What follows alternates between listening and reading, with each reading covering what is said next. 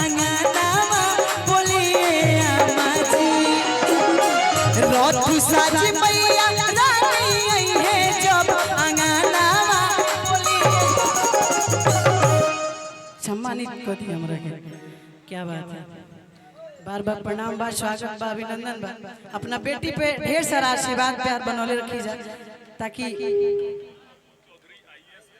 अभिनव Ashok Chaudhary IAS Hyderabad की तरफ से बहुत ही प्यारा सम्मान मिला। आपके बार बार प्रणाम बा, स्वागत बा। ये भाई 5 के नोट चलता का, ये नहीं 5 के नोट चलता। रुका भाई, एक बार प्रेस वाली थाने वाली मैया के बीच बीच में हमारा बताओ नहीं जाके आप लोग जागल बने जा।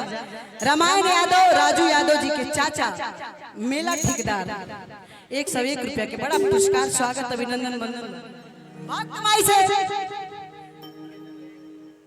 पतो ही अपना सास से कहतिया कि रथ साजी मैया रानी आई है जब अंगनावा बोलिए अम्मा जी। रथ साजी मैया रानी आई है जब अंगनावा बोलिए अम्मा जी। हे बोलिए अम्मा जी, कैसे करे के पूजनावा बोलिए अम्मा जी। कैसे करे के पूजनावा बोलिए अम्मा जी। कैसे करे के पूजनावा बोलिए अम्मा जी।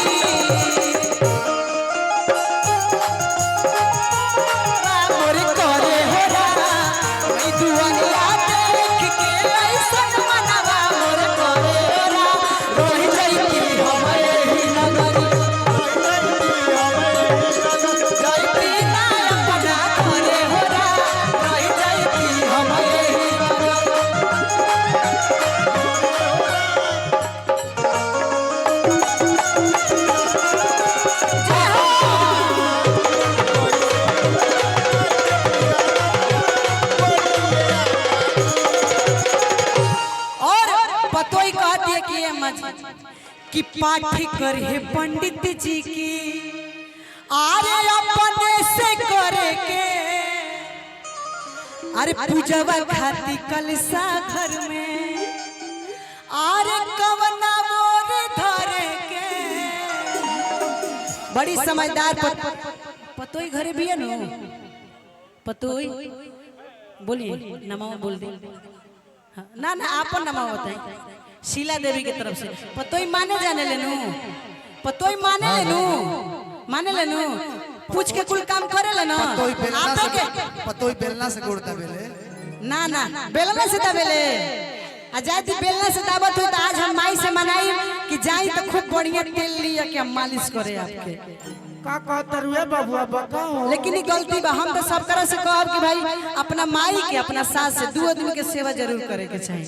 बाकी केहू के सेवा करी चाहे मत करी। मर्द के रोज पिटाई करे, अनर मर्दों के करे के चाहिए। पति परमेश्वर होता है, एक बार सास के मर्द के दुई आदमी बहुत महत्वपूर्ण जीवन में होला।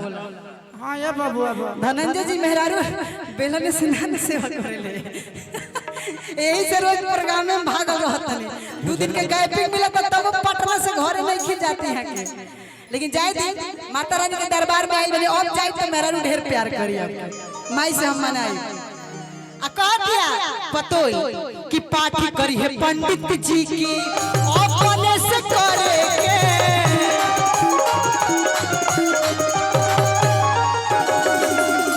पूजवा खाती कलसा घर में कवना मोर धरे के।